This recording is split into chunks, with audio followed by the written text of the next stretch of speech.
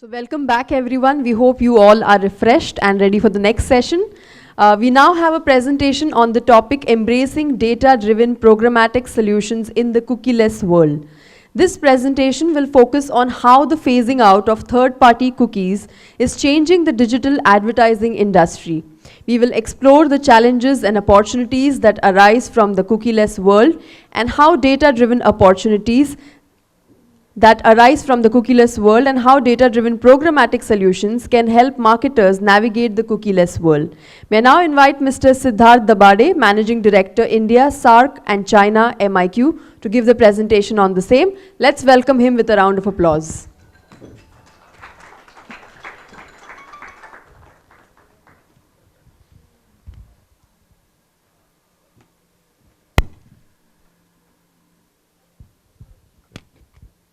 Thank you. I think we have been talking about programmatic since morning, and it's a very, very big topic. But I think this particular subject is a bit technical as well, and it's something which is probably everyone is grappling with and would grapple even more as we go along.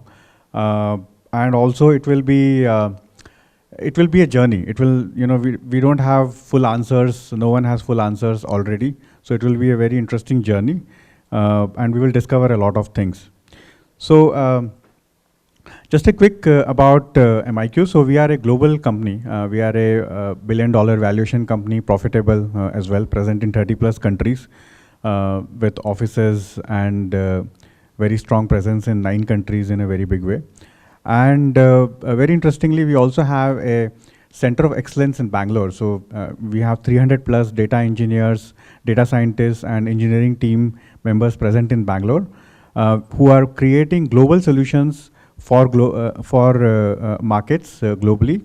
And we are able to have a lot of innovations coming from India and working on tough data problems, which is really heart of this subject as well, right from India for global markets as well. So we are very, very proud of our Center of Excellence in Bangalore. And we have a very strong growing business in India as well, which is focused on integrating data from various sources, figuring out what are the right insights for a particular brand, for a particular challenge which they have, and then from there, deploying programmatic media solutions to have a very, very customized approach to the particular marketing or business problem. So what are cookies? Cookies are small text files which are stored in your browser, and they track your information, right? And that's where you have your audience targeting coming in, you have your frequency capping, measurement, attribution, everything is working through cookies right now. Of course, there are other channels as well, right? So you have device IDs, you have connected TV, digital out of home. And so there are a lot of channels which are now less dependent on cookies, but cookies are definitely a very, very central part of marketing. And originally they were used or they were created to just track your behavior and remember your behavior. But eventually their application went way beyond, and then privacy concerns started happening, right? And that's where Apple decided that they will not support cookies in their browsers. Then Firefox followed, and Chrome is going to deprecate cookies by next year. And this is obviously going to create a huge problem because, as I said, there are so many marketing activities which are driven by cookies. And that's the reason why data deprecation is really a big, big concern for CMOs globally. Right? The number one challenge which they are thinking about is how do I update my data strategy so that I can, have the data deprecation event handled in a successful manner. And this is going to be a bigger event because, in India, Chrome is the largest, right? So when Chrome will deprecate cookies, it is going to have a huge effect on the marketing campaigns. And right now, CMOs are very concerned. But when I talk to my friends in the industry, I can also see that the top management, CEO, is also getting involved now because this is going to have a far-reaching impact. And so, if you look at it just from a marketing campaigns perspective, there are a lot of questions which are unanswered, right? How do I do my prospecting and retargeting? How will I measure performance? And what can I start doing right now so that I can manage this event in a better way? And so, so we have been working on this problem for some time, right? We have a lot of focus on solving data problems for our clients and for our agency partners as well. So this is a very simple framework which I'm talking about here, because I don't want to go into a lot of technicalities, but a simple framework will help us to understand how the journey can look like, and what are the key steps which we all need to take to navigate this in a very good way. So the first important point is that you need to connect your data. You are a brand, you collect first party data, or you might not have a lot of first party data. You might not have a lot of CRM data, or you might have CRM data. It is very, very important that you build your own data, right? That is very important. And also you connect your data. You might have a lot of data, which is probably with your distribution chain, or you might arrive at a D2C strategy so that you start having your own data in a very big way as well. But it is very, very important that when you collect data and then you connect your data, that is a journey which you need to take, which you need to start on. Then, you need to work on it, and you can obviously, take help, but how do you, work on it in terms of discovering insights so that it will help you to drive more sales and increase the lifetime consumer value for your marketing campaigns. That is very, very critical. And then, of course, as a part of that, how do you activate your best consumers as well? And so how are we solving this problem, right? So the way we are built is that if you look at the bottom of the slide, we are talking about, about 200 plus data partnerships we have globally, and a lot of them are active in India as well. And we are collecting a lot of signals which are contextual or audience-led, TV behavior, shopper-related, health-related, location-related, moment-related. So we are, having or collecting a lot of data signals. And then what we are doing is we are putting it all together in an identity spine, right? And then using various channels on programmatic. It can be display, native, video, connected TV, digital out of home, audio, so multiple channels. How do you use them and use identity spine as the foundational factor to answer these questions that, who is my consumer? What does my brand stand for? Where are my consumers, right? What is their profile? And how do I reach out to them with what communication, right? And then from there, we are also, technology agnostic, DSP agnostic. So we work on multiple programmatic platforms. And we also work on multiple clean data rooms as well. One of the clean data room, obviously, which is very prominent right now, it's As Data Hub from Google. And there are other clean data rooms as well. But increasingly, these technologies will play a very, very important role in this entire journey as well. And the key is to really connect all these things to work together, which is not an easy task. And so for the last 12, 13 years, we have been working on this problem, right? And we don't have, as I said, no one has full answers, but we are, what we have done is we have connected all these data partnerships through our Data Studio platform, where we have connected the data on, say, cookie ID level, device ID level, geo-contextual signals level, and enrich this data in a very, very strong way. So you have a big data lake, which can also be called a consumer data platform. Then we also did analytics on it, right? And it's a very rich data, which allows you to do a lot of good analytics. From there, we are able to have a lot of insights about the consumers and their brand preferences and their behavior as they change as well. And we surface all these insights in our intelligence hub, what we call hub in the middle. With these insights, then we are able to connect the dots and say, okay, these are the right consumers for this particular brand. This is where they are in terms of the media channels. And this is the communication which will work well for them based on historical data. And it is activated, the programmatic media channels are activated with a trading lab, which enables the right DSP to be activated for a particular brand for a particular campaign needs, right? And there can also be multiple DSPs which can be activated if a combination of DSPs will help us to achieve the objective. So that is all automated through what we call trading lab as well. But this is a bit theoretical, right? So what I also wanted to do was I wanted to talk about a few case studies. They will bring to life this approach in a better way. And so what we have is Bajaj Finserv. So, remember the first point was connect your data, right? So with Bajaj Finserv, we might all know, right? Bajaj Finserv has been working on their data for many years. That is one of their big success factor. That is why they have been one of the largest and most successful NBFC in India, because they know their consumers very, very well. So they have lot of their own consumers data, what we call first party data. And what we did was we created a technical mechanism so that they are able to utilize their first party data, and with our data lake we are able to help them understand who is their best performing consumer, right? And then from there, from that persona, create a lookalike and target them. We also then of course used custom algorithms. We used communication, A/B testing of creatives and so on and so forth. But the most fundamental part was Bajaj Finserv had their own data. We were able to enrich it. We were able to understand who is the right consumer, best performing consumer in future also for them. Created a lookalike because they wanted to expand their universe and then scale it for them. And this particular campaign, which is an ongoing campaign, has been performing better than even social, right? So programmatic is meant to add on top of search and social, but it is performing better than social as well.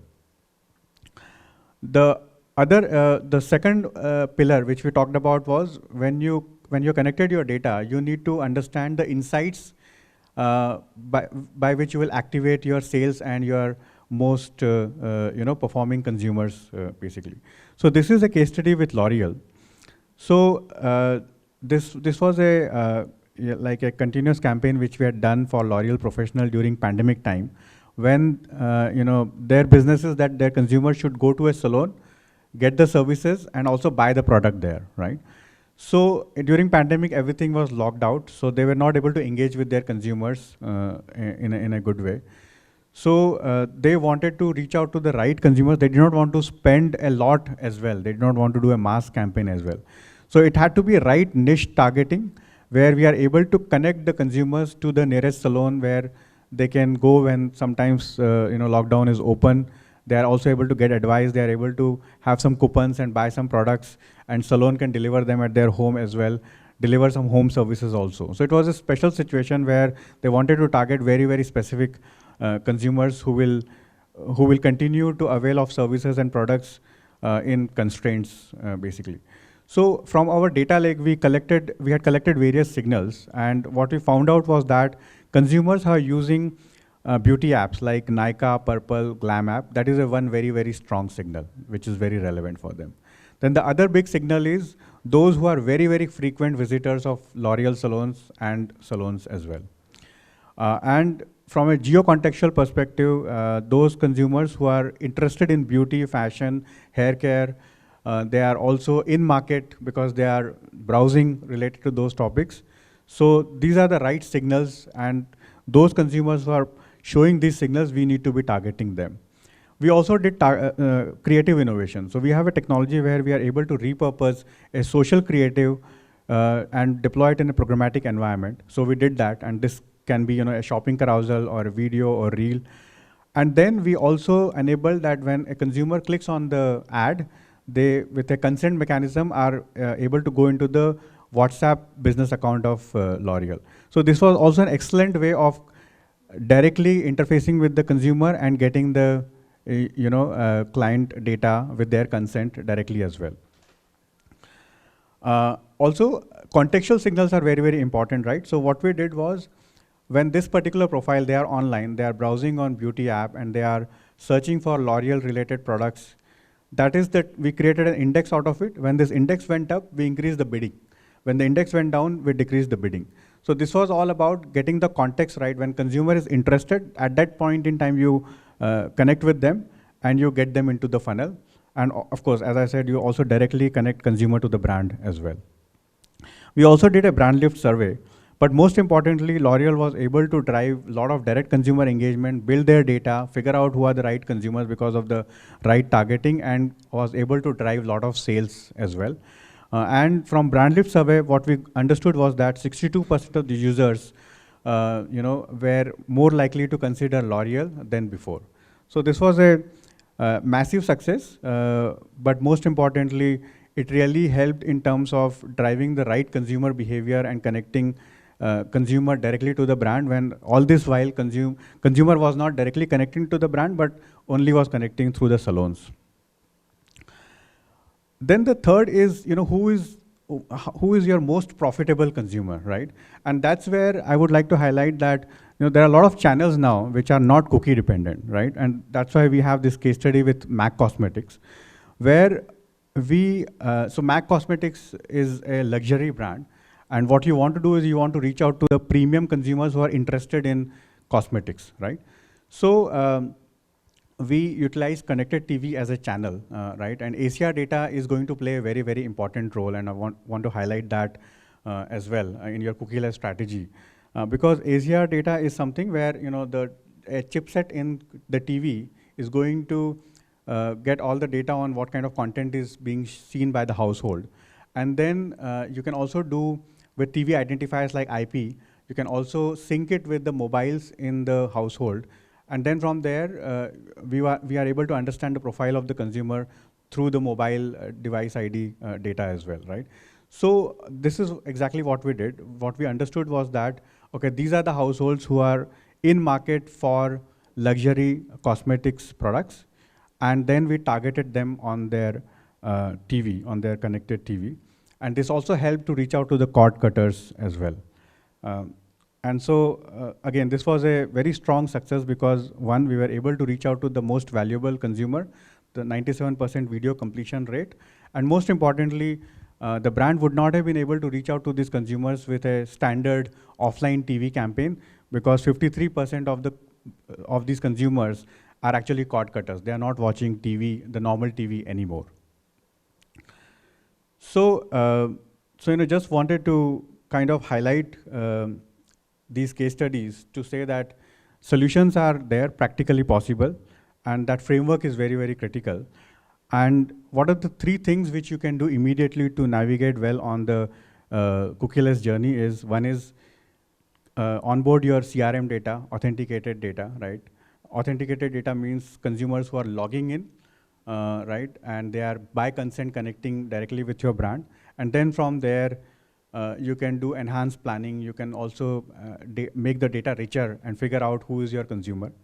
Also test emerging anonymous solutions, right? So focus on contextual data, focus on different signals than cookies. And from there, geo-contextual is obviously very, very important signal as well. And then very, very important that you leverage clean room analytics, right? So if you're using Google as a stack, then it's very important that you should look at Ads Data Hub. You can have your first-party data, analyzed into Ads Data Hub. It will help you understand, okay, these are my YouTube persona. This is how these YouTube channels and videos are working very well for me.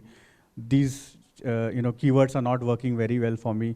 This time of the day or day of the week is working well. These geographies are not working well. So it will give you a lot of insights.